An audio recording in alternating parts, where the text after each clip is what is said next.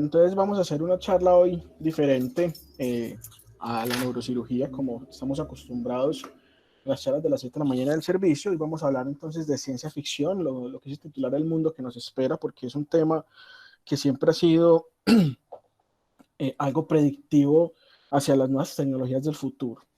Entonces, vamos a empezar definiendo qué es la ciencia ficción. Pues la ciencia ficción es un género narrativo, ¿cierto? Un género donde se cuentan historias en coordenadas espaciotemporales alternativas a las nuestras. A veces podrían parecer, digamos, muy similares a la vida real, pero hay que tener en cuenta que siempre se presentan en coordenadas alternativas, pues, a espaciotemporales a la vida real. Hay una cosa que es muy importante diferenciar de la fantasía, es decir, hay que saber distinguir muy bien la fantasía de la ciencia ficción, y es que la ciencia ficción especula racionalmente sobre los avances científicos y sociales de los temas que está tratando, mientras que la fantasía no. Me explico. Aquí podemos ver esta imagen, ¿cierto? Entonces aquí vemos, en la izquierda vemos a Iron Man, ¿sí? Y a la derecha vemos a Thor. Hay una clara diferencia entre los dos. Mientras Iron Man tiene sus ventajas o poderes por una máquina que construye, tiene un proceso, ¿cierto? La diseña, tiene ciencia debajo de esa construcción. Obviamente ciencia, entre comillas, ¿cierto? Porque es tecnología que aún no tenemos, pero es algo que se construye racionalmente y tiene un fundamento, por decirlo así, científico. Mientras que Thor es un dios, es el dios del trueno, tiene sus poderes por herencia de familia, ¿sí? Y no tiene ningún tipo de fundamento científico que pueda explicar racionalmente, ¿cierto? Dentro de, de ese género narrativo, cómo adquiere sus habilidades o poderes. Entonces aquí vemos una clara diferencia entre lo que es ciencia ficción y fantasía. Muy bien, la ciencia ficción como tal nace en 1926, o sea, el término de ciencia ficción se acuña en 1926 y lo acuña este señor Hugo Gernsback. Hugo Gernsback era un tecnólogo, sí, un tecnólogo muy habilidoso y le gustaba mucho la electrónica, y pues se interesa mucho por los avances científicos de la época y empieza a escribir sobre ciencia ficción. Inicialmente él utiliza el término science-fiction, sin embargo, en una de sus obras él vende los derechos de autor y pues también vendió el término, y pues más adelante se vio embalado, entonces empezó a decir, bueno, ¿cómo hago para nombrar mis historias o nombrar mis obras? Entonces acuña el término science fiction, ¿cierto? Y crea esta revista que es la Amazing Stories, la primera revista de ciencia ficción conocida, ¿sí? Y es una de las revistas más famosas. Digamos que hasta la fecha, los que estudian este tema y les apasiona bastante, pues han tenido cierta ambivalencia o cierta interrogante sobre cómo traducir el término science fiction, si como ciencia ficción o como ficción científica o ficción de la ciencia, ¿cierto? Digamos que una traducción literal o una traducción adecuada al español sería ficción científica. Sin embargo, pues por la popularidad del término ciencia ficción, pues digamos que se ha aceptado que también las traducciones al español sean nombradas de esta manera. Muy bien, sin embargo, antes de 1926, pues ya se conocían algunas obras o algunos autores que se han reconocido que escribieron historias narrativas de ciencia ficción. Este señor John Clute digamos, en estos momentos una autoridad en el ámbito de la ciencia ficción, porque es la persona que ha creado las enciclopedias de ciencia ficción y es la persona que ha categorizado o ha clasificado los diversos textos y los diversos digamos, como decirles, temáticas de la ciencia ficción. Y este señor, John Clute, saca una división de la ciencia ficción que se llama protociencia ficción, ¿cierto? Que es toda la literatura que había antes de 1926, antes de Hugo Gernsback, ¿sí? Y pues en ese momento, antes de esa fecha, pues como no existía el término de ciencia ficción, a estas narraciones se les denotaba como historias de viaje fantástico, relatos de mundos perdidos, utopías o novelas científicas. Entonces, en esa protociencia ficción, digamos que la primera autora reconocida o la primera obra que se reconoce como ciencia ficción fue la obra de Frankenstein o el moderno Prometeo, ¿cierto? Fue escrita por esta señora Mary Shelley. Mary Shelley era una señora, era escritora y también era economista.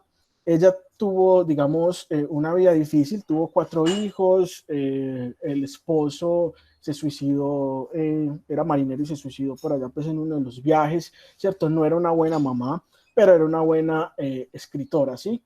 Escribe entonces esta obra, Frankenstein, el moderno Prometeo. En ella, digamos que se consideró como la primera obra de ciencia ficción porque pues, es un hombre, ¿sí? Frankenstein, el científico Frankenstein o médico Frankenstein, que trata de reconstruir el hombre perfecto, el hombre Prometeo, a raíz pues como de la unión de varias partes de varios cuerpos y darle vida pues con energía eléctrica, como todos conocemos. Es una obra que escribió en 1818. Muy bien, adaptaciones al cine de esta obra, pues tenemos a Frankenstein de 1931 del autor James Whale, ¿sí? El Universal Spectrum, una película pues clásica que mucha gente conoce, y pues adaptaciones más modernas como esta Victor Frankenstein del 2015, escrita por Paul McGann, ¿sí? Digamos que estas adaptaciones más recientes tienen algunos cambios, le meten como algo de más de drama al tema, digamos que tergiversan un poco la historia, pero son basadas en la novela de Mary Shelley.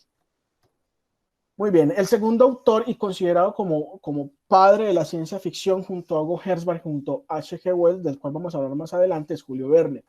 Julio Verne pues, es un escritor francés, sí, como ustedes deben conocer, tiene varias obras, entre ellas tenemos Las 5 semanas en globo, Viaje al centro de la Tierra, De la Tierra a la Luna, 20.000 leguas de viaje submarino, la vuelta al mundo en 80 días. Y este escritor pues se caracterizó porque así fue un visionario en su época digamos, de los grandes avances que se fueron dando en tiempos posteriores, ¿sí?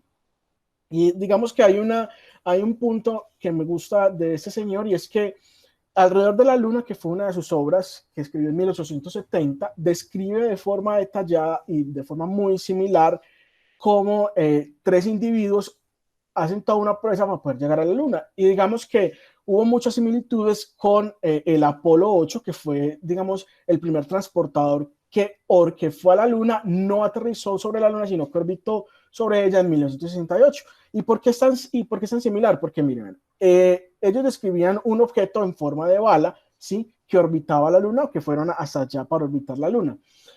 El Apolo 8 pues fue el transportador, después de que se desacopla de los motores de propulsión, pues queda como una imagen en forma de bala. En la obra describen que son 3 los astronautas, en el Apolo 8 fueron 3 astronautas.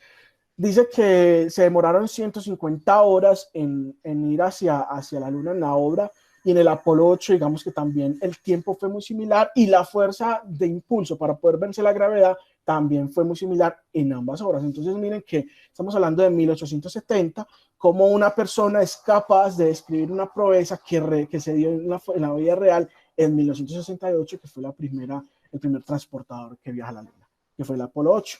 Bueno, y algo que también llama la atención es que aquí ellos nunca aterrizan en la Luna y el Apolo 8 nunca tampoco aterrizó en la Luna, sino que la orbitó y luego regresó a la Tierra.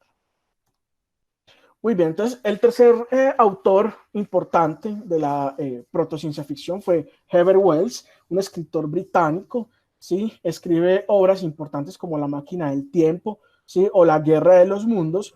Este autor es reconocido porque él pronostica de alguna manera la aparición de artefactos tecnológicos importantes como es la computación, la electrónica, el Internet. ¿Sí? Estamos hablando que este señor escribe estas obras en 1895-97 y pues pronostica de forma muy importante las redes de conexión que aparecerían posteriormente en la Segunda Guerra Mundial en 1940. Muy bien, aquí tenemos algunas adaptaciones al cine, como es La máquina del tiempo en 2001, que fue dirigida por Simon Wells. Simon Wells es el bisnieto de H.G. Wells, ¿sí? O La guerra de los mundos, que fue pues, una adaptación de su obra por Steven Spielberg en el 2005. Muy bien, digamos, el otro autor que también es muy importante en la protociencia ficción es Edgar Rice Burroughs. Edgar Rice Burroughs es un norteamericano, también escritor y director de cine, ¿sí? Que escribe una serie que es muy famosa, que es la serie americana, donde él hace toda una ambientación de una cultura o una civilización que está en Marte, ¿sí? Este autor también es muy famoso por una caricatura que todos conocemos que es Tarzán. Ese señor es el creador de Tarzán y pues crea todo un mundo alrededor de este personaje. Entonces, ahí les dejo el dato y pues es uno también de los más importantes, no siendo pues uno de los padres como Sirius H.G. Wells, Hugo o Julio Verne, pero sí es un autor bastante importante en este género. Aquí vemos una adaptación moderna de Disney, que es John Carter, de los mundos de Marte y las civilizaciones que se dan ahí. Muy bien, entonces ya dejando la protociencia ficción, llega la gran era de oro de la ciencia ficción, que es a partir de 1926 con Hugo Gernsback. Entre 1938 y 1965, este señor John W. Campbell es un autor de varias obras de ciencia ficción, pero más que ser un buen autor, es un editor. Y este señor es un editor de una de las grandes revistas de la ciencia ficción, como es Amazing Story o A Student, ¿sí? Y es un gran influyente de este género porque este señor era el director de un círculo de varios autores, que vamos a ver algunos de ellos más adelante, y era quien dirigía los contenidos y quien decía qué obras se publicaban y qué obras no, ¿sí? Fue un gran impulsor de esta gran era de oro. Sin embargo, hay algunas cosas que no fueron tan buenas del hombre, y es que el hombre era racista, ¿sí? Y creía en la supremacía de la raza blanca. Él creía que los norteamericanos pues los blancos norteamericanos eran personas superiores al resto de la población, ¿sí? Y digamos que eso se dejaba ver en las obras que él dejaba publicar, y es que en la mayoría de obras de la Era de Oro, los personajes eran personajes nórdicos, eran atletas, y siempre hacía ver la supremacía de la humanidad sobre las demás razas, o las demás razas inclusive alienígenas. Y la era de oro se caracteriza porque es una era en la cual la ciencia ficción se vuelca o cuenta historias sobre la conquista del espacio, los imperios galácticos, naves espaciales, viajes en el tiempo, ¿sí? Es una era en la cual la ciencia ficción se centra mucho como en la expansión hacia el espacio, ¿sí? La conquista del espacio, y esto está muy ligado con la Guerra Fría, ¿cierto? Está el afán en la vida real de poder conquistar el espacio, esta lucha que se está dando entre Estados Unidos y Rusia, y pues esta época esta época de oro se caracteriza también por eso, por especular sobre cómo sería la conquista del espacio y cómo estaría organizada la civilización espacial o galáctica. Entonces aquí vemos varias obras de diferentes autores, digamos que de los más importantes, pero vemos también obras importantes como Yo Robot de Isaac Asimov o Dune de Frank Herbert, que son obras icónicas de la época. Entonces aquí tenemos nuestro primer autor, Isaac Asimov. Considero que es el más representativo de la gran era de oro. Isaac Asimov fue un británico, escritor, fue bioquímico, también maestro de la Facultad de Medicina de una de las universidades de Estados Unidos, no recuerdo cuál viene en esos momentos. Este señor, digamos que fue un gran escritor, y lo otro fue que lastimosamente muere en 1992 a causa del VIH. El señor tiene un evento coronario, le hacen un bypass, le hacen una transfusión en 1982 y a raíz de eso se le contagia el VIH, ¿sí? Dentro de sus grandes obras está esta, que es la trilogía de la Fundación, ¿sí? Que es el ciclo de la Tierra, la trilogía del Imperio Galáctico y el ciclo de la Fundación Otranto. Digamos que es una de las obras más importantes hasta ahora de la ciencia ficción, y pues es un bestseller también a nivel mundial, y nos cuenta cómo es clásico en esta época de la ciencia ficción, la Era de Oro, cómo se desarrolla todo un imperio galáctico de la humanidad, ¿cierto? A partir de tecnologías incipientes como los robots en la Tierra. Algo característico de Isaac Asimov es que describe muy bien los personajes, da fechas de nacimiento y fechas de muerte, ¿sí? Y da todo una secuencia temporal de cómo son los sucesos y los acontecimientos y cuáles son los personajes principales aportantes a cada avance que se da. Muy bien, el segundo autor de esta época importante es Arthur Clarke Sharp. Arthur Clarke fue un científico y escritor británico. Este señor fue un apasionado por las telecomunicaciones y fue un apasionado por los satélites.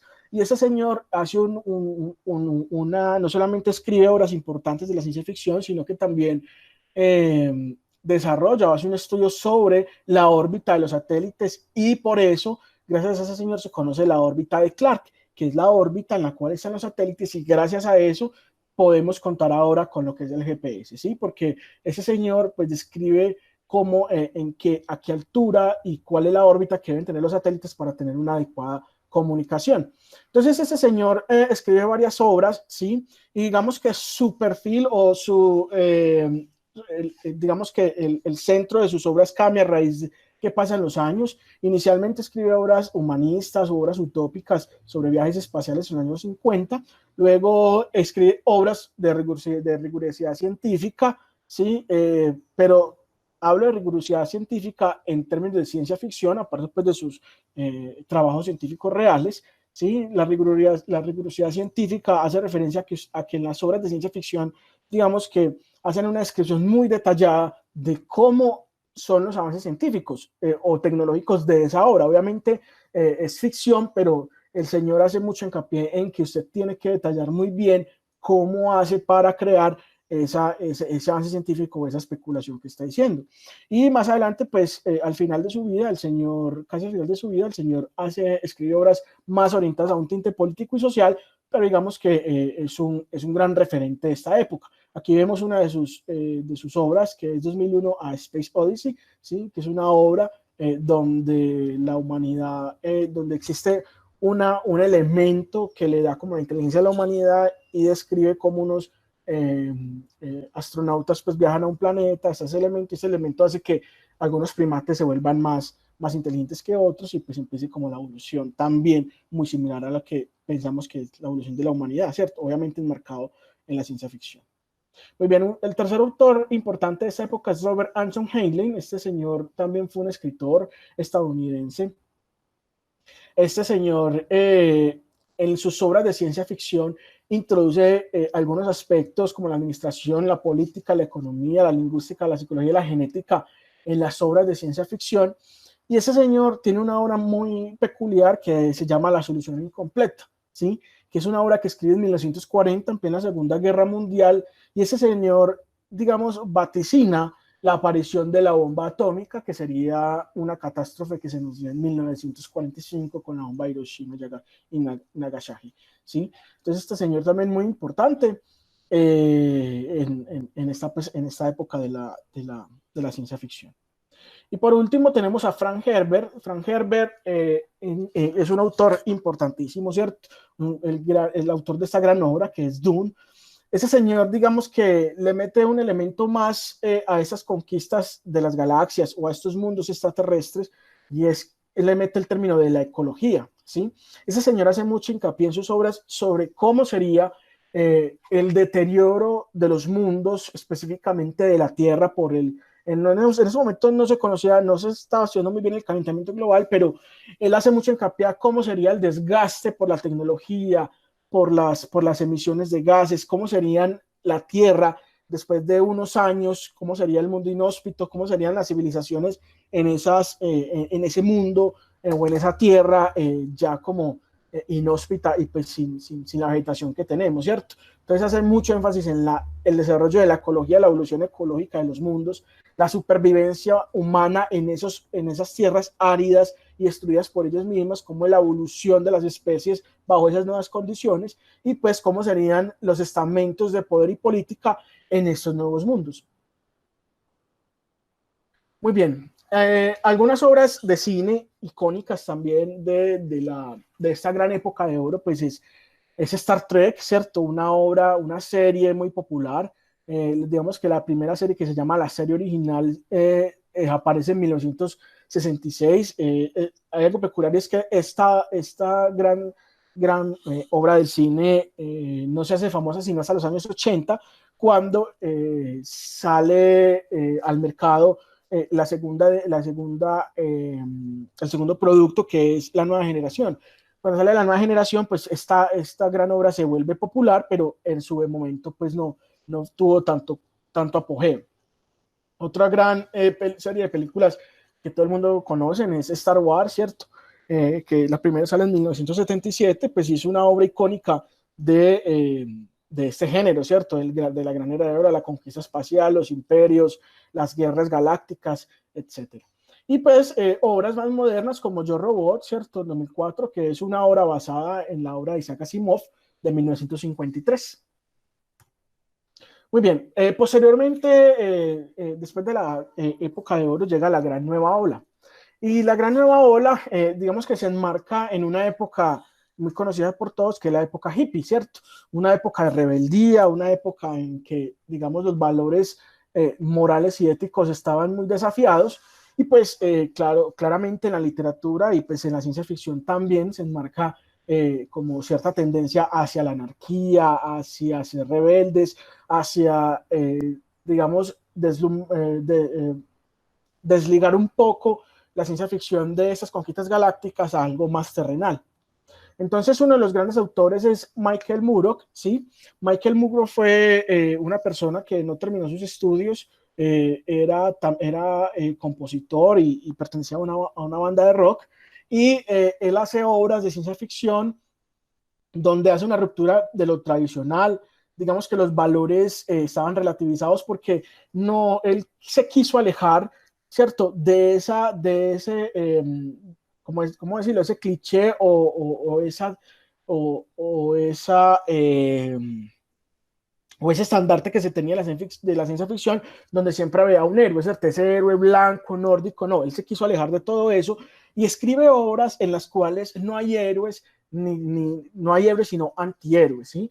Digamos, no es una persona que sobresale sobre todas y va encaminado al bien de la humanidad, sino que describe personajes que tienen pasiones, que tienen problemas, que al igual que cualquier ser humano, tiene, digamos, su personalidad y tiene sus problemas personales, pero además de eso también describe personajes que no van a salvar la humanidad, sino que también se pueden convertir como, en cierto sentido, como los villanos de la película, siendo estos los personajes principales. Una de sus grandes obras es esta, ¿cierto? Donde él escribe una obra en la cual se trata de una especie de vampiro medieval, ¿sí? En la cual, pues, digamos, no es el autor principal, es el personaje principal, pero no es un héroe ni mucho menos. Antes se comporta más como un villano. Y otro de los grandes autores de esta época es James Grant Ballard, es un escritor británico, ¿sí? Ese señor se centró mucho en las catástrofes medioambientales de la época de la Segunda Guerra Mundial. Él hace como unas obras muy encaminadas a ese evento específicamente, y es porque este señor fue uno de los capturados por el Imperio japonés y fue encerrado en uno de los campos, llamémosle de concentración japonés, ¿sí? Y logró escapar, pues afortunadamente, de uno de esos campos. Entonces él escribe obras muy enmarcadas como en esa época o en ese conflicto histórico, obviamente de ciencia ficción, pero trae pues como a colación mucho esta época.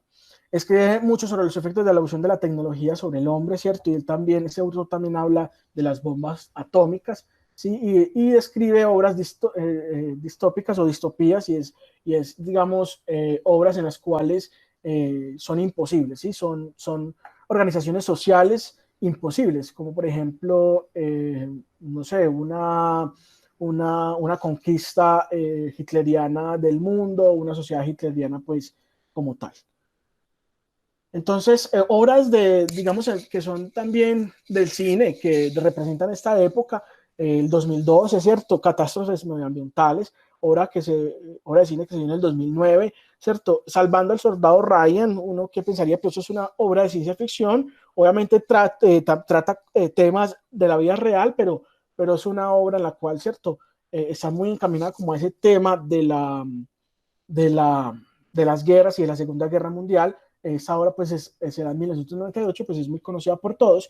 Y más recientemente el típico antihéroe, ¿cierto? El Guasón, el Joker, que es una obra de cine que es muy reciente, que es del 2019, que me imagino que muchos de aquí habrán visto. Muy bien, posteriormente en los años 80 sale una nueva tendencia que es el cyberpunk.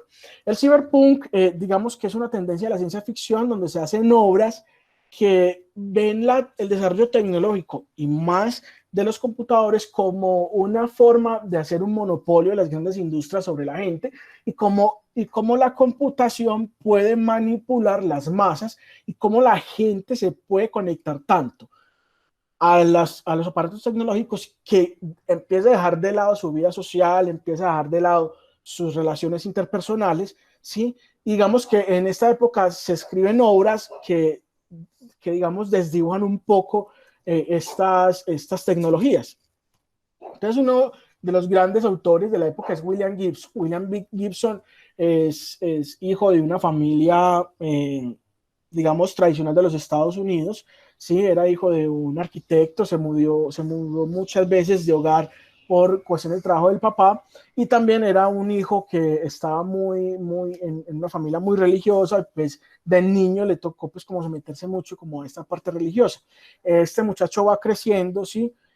Y a partir de los 19 años empieza a escribir obras, ¿cierto? Y a ser un poco rebelde como contra esa parte religiosa de la familia, y empieza a hacer especulaciones sobre cómo sería el envolvimiento de la tecnología y de las grandes industrias tecnológicas en la sociedad humana y cómo nos dominarían, ¿cierto?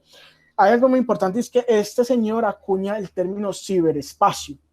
Este término pues que ya muchos conocemos y que con las nuevas tecnologías que se están llegando de la realidad virtual, pues va a ser mucho más importante en años venideros. Y él habla y él crea esta obra que se llama El Neuromante, en donde son varios personajes y todo gira alrededor de una matriz en donde todos se conectan, ¿sí? Y viajan en este ciberespacio. Obras digamos, representativas de esta época del cyberpunk, pues todos conocemos a Terminator, ¿cierto? Cómo hay una guerra contra las máquinas y cómo las máquinas o las nuevas tecnologías dirigidas por un computador central tratan de invadirnos, y pues hay una guerra contra ellas, ¿cierto? Akira, en 1998, una de las grandes obras también de ciencia ficción, ¿sí? Y también tenemos a Matrix, que todos conocemos, cómo se lucha contra la Matrix, ¿sí? Cómo se lucha contra las máquinas. Y pues son obras que de alguna manera ponen la computación, el desarrollo tecnológico como algo que en algún momento nos puede dominar a nosotros, ¿sí? Y puede conquistarnos, y pues que en algún momento podría haber una guerra contra eso. Muy bien, en los años 90 posteriormente se llama post-cyberpunk, ¿sí? Es una época en la cual ya no había tanta aversión a la computación y al desarrollo computacional y tecnológico, y más porque en los años 80 la computación estaba muy enmarcada en códigos, en sistema MOS, ¿cierto? Mientras que ya en los años 90 se logra dar una interfaz a la computación, y hay una mayor aceptación de la computación por parte de la sociedad en general, y pues eso tampoco pasa de largo en los autores de la ciencia ficción. Y uno de los grandes autores de esta época es Neil Stephenson, ¿sí? Este señor crea el metaverso. El metaverso es algo parecido al ciberespacio, pero el metaverso es un desarrollo social en el ciberespacio, ¿cierto? Acuña el término de avatar que todos conocemos actualmente y crea las bases de los RPG. Los RPG son, digamos, un sistema tecnológico en el cual se desenvuelven actualmente la mayoría de videojuegos, ¿sí? En donde uno crea un personaje y desarrolla ese personaje en un mundo abierto. Entonces, obras del cine y la industria del gamer, ¿cierto? Actuales de la propia la época del post-cyberpunk, es esta película Ready Player One, una película que salió no hace mucho, creo que fue en el 2017, ¿cierto? Donde nos ilustra cómo sería la vida bajo una realidad virtual, y obras pues ya de la industria gamer, RPGs, pues de los que han jugado o les ha interesado este tema, pues muy conocido World of Warcraft o Dark Souls más recientemente, ¿cierto? Lo que sí es que la mayoría de la industria del juego está inclinada en esos momentos a la creación de RPGs. Y la época contemporánea tiene algunos estilos más modernos, el steampunk, que trae como tecnologías de 1800, ¿cierto? El biopunk, donde se escriben obras que están centradas en el avance o en el avance tecnológico de las partes humanas y cómo la biomedicina puede avanzar en el futuro, y el retrofuturismo, y es traer predicciones futuras o como miraban en épocas de 1800 o 1900 el futuro actualmente, traer eso, digamos, a colación.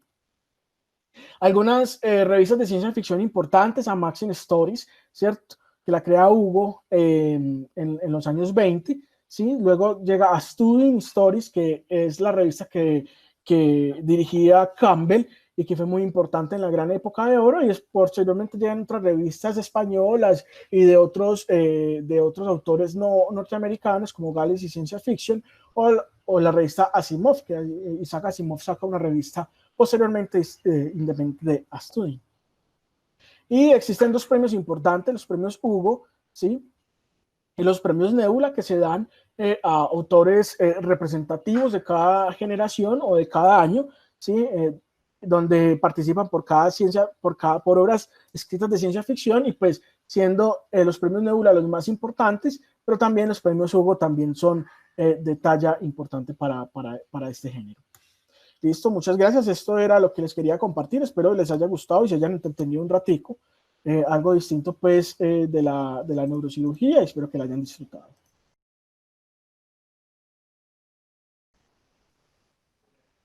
Johan, muchísimas gracias. Muy entretenido. Yo tengo una preguntita, como siempre mantengo preguntitas. Sí, profe. ¿Por qué? A ver, la fantasía es, digamos, lo que no tiene sustento en la ciencia, ¿no? Ajá, sí, señor. En- pero, pero, por ejemplo, cuando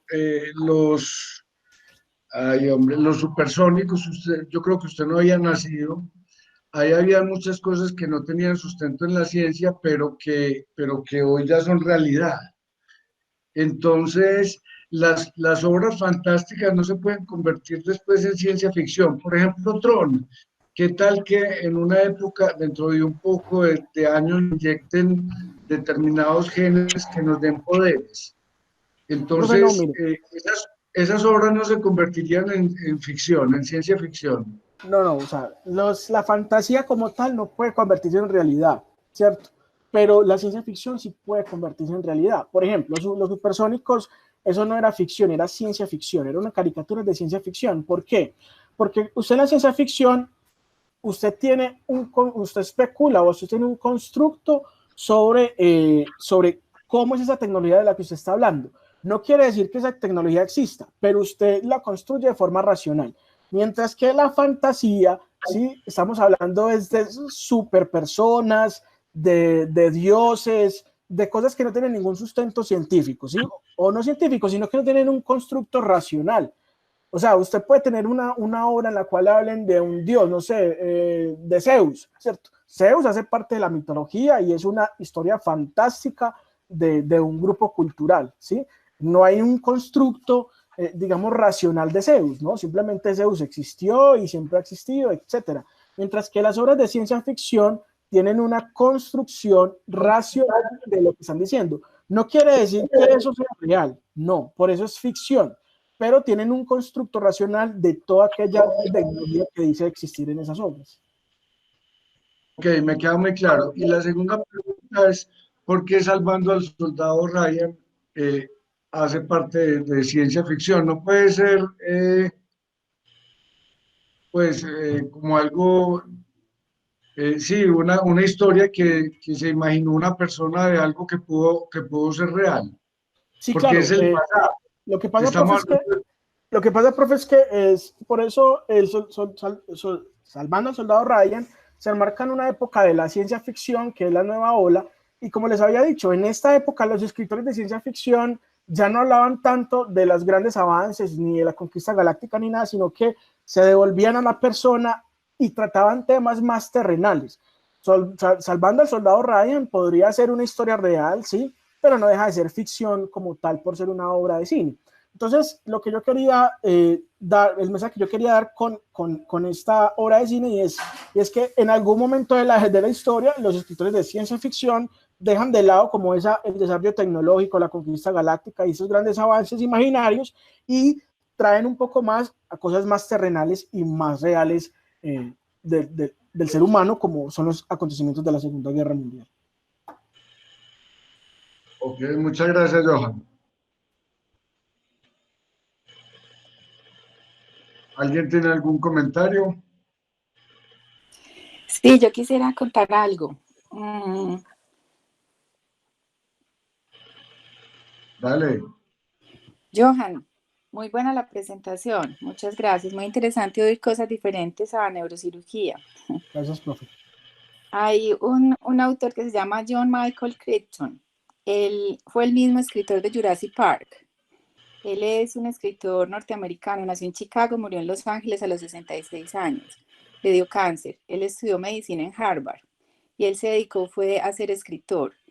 Yo estaba hace 10 años presentando pues mi programa de neurofuncional y hablándoles de estimulación cerebral profunda y un administrador del hospital me dijo, doctora, lo que usted me está contando es exactamente lo que estoy leyendo en un libro que se llama The Terminal Man.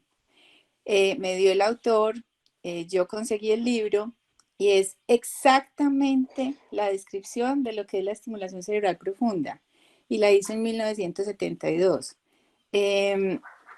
Lo más impactante cuando yo leí ese libro es que yo apenas estaba empezando, había operado mi primer paciente de estimulador espinal, no cerebral, sino espinal, y ese paciente me hizo como una psicosis posquirúrgica. O sea, ese paciente yo le había puesto un estimulador en la columna porque tenía dolor, y el señor una noche empezó a gritar y a decir que era que yo le quería manipular a él el pensamiento y que entonces yo lo quería gobernar y que yo le había metido un robot en el cuerpo. O sea, hizo una psicosis, tuvo que llamar a la psiquiatría. Y ese mismo evento está escrito en ese libro. Hay un párrafo en el que al señor, que la historia del libro es que hay un señor que tiene cambios de comportamiento, es muy agresivo, es violento, y en el libro le ponen unos electrodos cerebrales y lo describen exactamente igual, uno a cada lado, y la máquina es gigante, pues o sea, no es un device así pequeñito como ahora, pero es un computador gigante que lo maneja, le manda electricidad, o sea, es el mismo principio de la cirugía. Y a él también le da ese evento, él también describe, pero exactamente, le dio también como una psicosis postquirúrgica y decía, claro, me quieren dominar, quieren cambiarme mi personalidad, mi modo de pensar. Entonces es muy interesante. Y ese es el mismo autor, como les digo, de Jurassic Park. O sea, ese mismo escritor, que él era escritor y también después se puso a hacer películas, trabajó pues en Los Ángeles muchos años de su vida y es bastante interesante. O sea, hay muchas cosas de medicina que también se reflejan pues en la ficción, en los libros, y es bastante llamativo que sea exactamente la misma forma como hacemos la cirugía pues en los principios gruesos, grandes, y esos eventos pues que describen, uno los ve también en los pacientes, muy llamativo. ¿Cómo se llama el libro, Adriana? ¿Terminal Man o Terminal? Se llama El hombre terminal, de Ok. Terminal Man, y el autor es Michael Crichton, Crichton. Si uno lo busca por internet, busca Jurassic Park y ahí mismo aparece pues porque es el libro más famoso, pero tiene bastantes. Ah, Pero este libro es vemos. buenísimo de leer, es muy, muy bueno. Terminal Man. Muy interesante.